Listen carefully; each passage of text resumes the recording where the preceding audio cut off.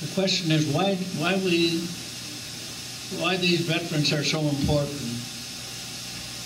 Today's society, today's world, today's Canada would not be as it is today if it wasn't for fellow veterans like we have here who thought it was worth the while to put their life on the line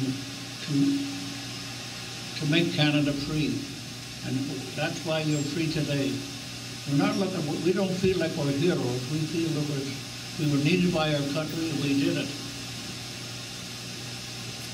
Why we do it with our hearts for our country because we love Canada.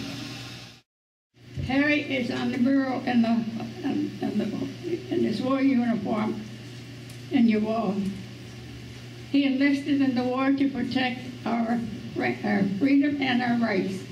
During the war, he served 37 bombing missions and always says they were lucky to have such a great pilot that got them home safely.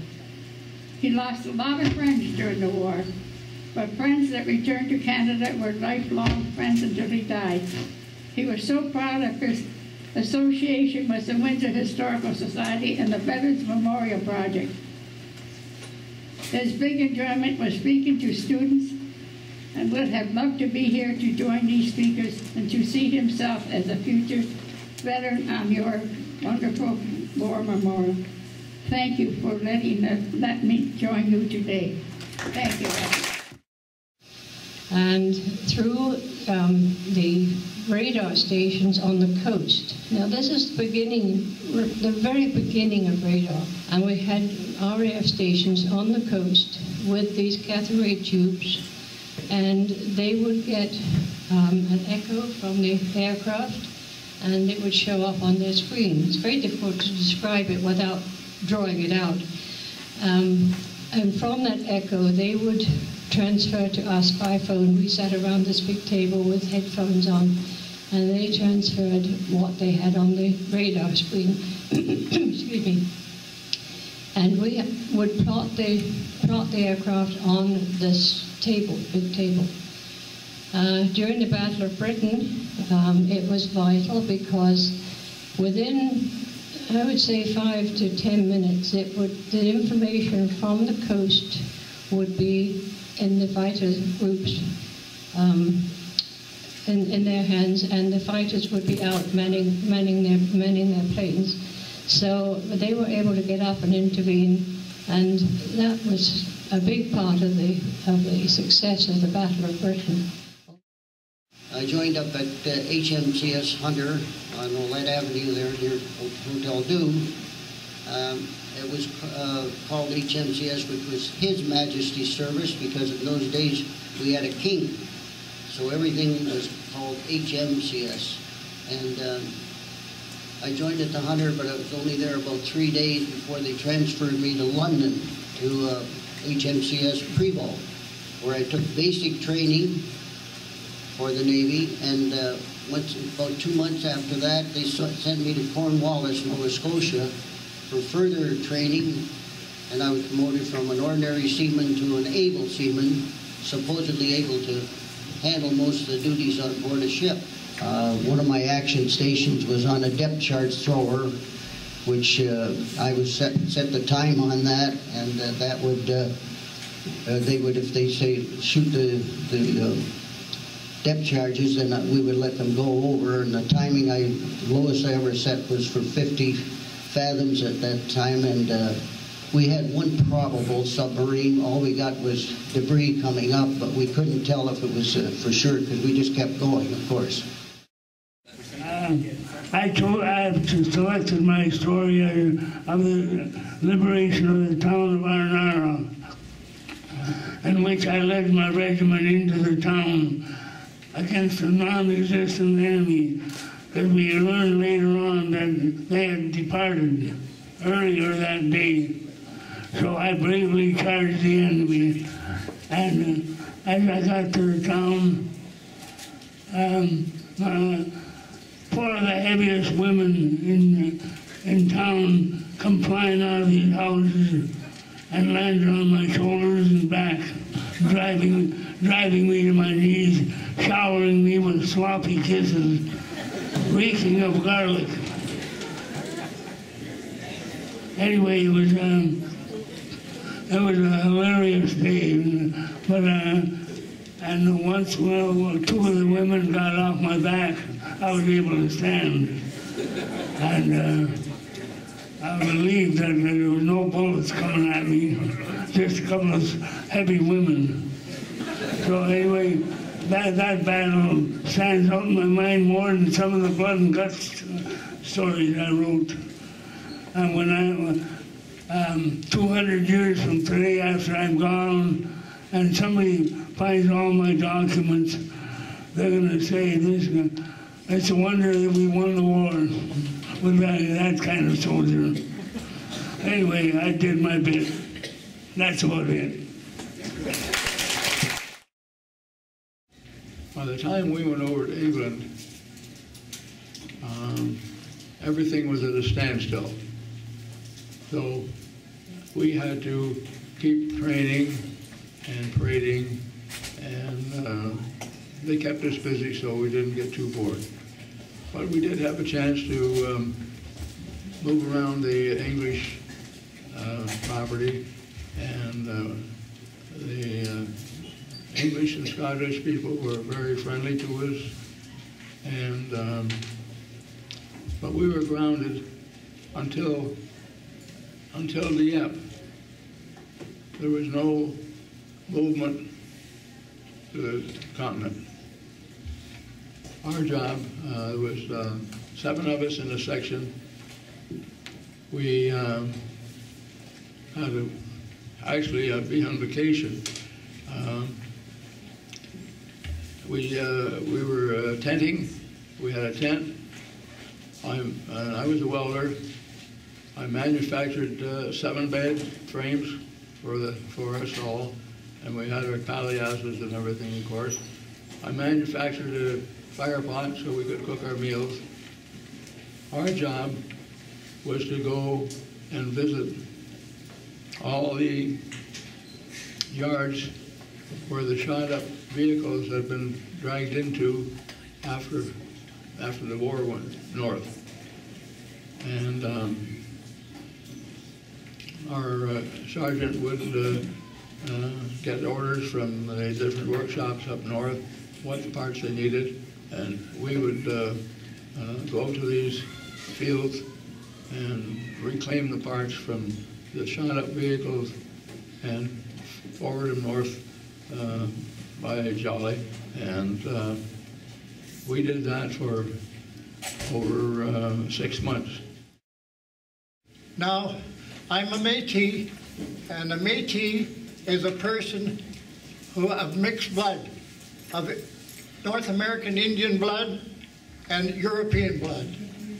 And this is a picture of our chief who fought in the War of 1812. This is Chief Shawnee, Chief Tecumseh of the Shawnee Nation. He was an ally of General Brock in the War of 1812. So it was an honor for us to serve our country.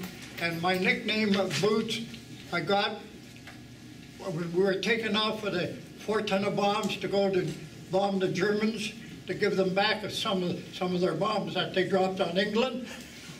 We were going down the runway at about 100 miles an hour, and all of a sudden the aircraft left the runway. We started going across the field. Well, it was shaking like that, going across the field, so rough. I turned my turret around behind. I was in the tail. I was up in the air because the tail always comes up first.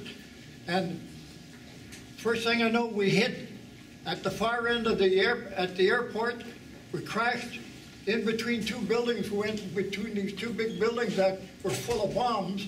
We went right through past these 2 buildings and into the woods. And when we hit the trees, the tail went like that and threw me out. And I got up, I started running, the airplane was burning and everything was on fire, everything was exploding. I got up, started running, I looked down, I had no boots on. It blew me right out of my boots. So afterwards, all all my friends at the Air Force, they call me Boots. That's how I got my nickname. So I just wanted to tell you that, and it's been a pleasure to be here with you, and I hope all you young people appreciate Canada and will stand up for Canada as we veterans did. Thank you very much. Anyway, my name is Bob Snowbird Kelley. I'm a Mi'kmaq and Massey from New Brunswick, and I served in the 1st Battalion Royal Canadian Regiment, along with a lot of my fellow soldiers that are here today. And I joined the Army back in New Brunswick when I was 16 and a half years old, and I spent my 17th birthday in Holland. And I'm probably back then.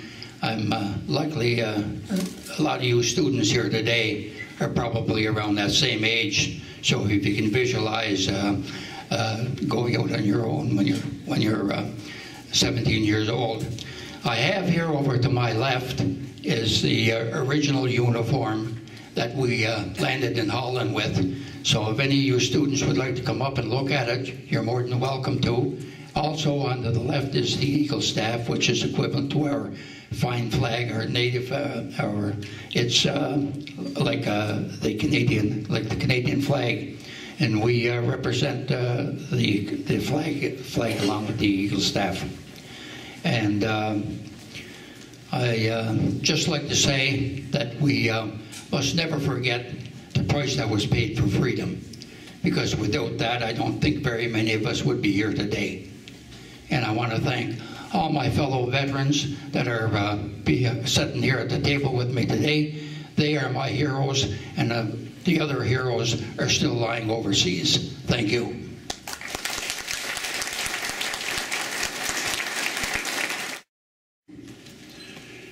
When I wound up in France at Caen on the road to Bayeux, I looked out this morning and I saw these bombers coming in, and I knew we were going to be hit.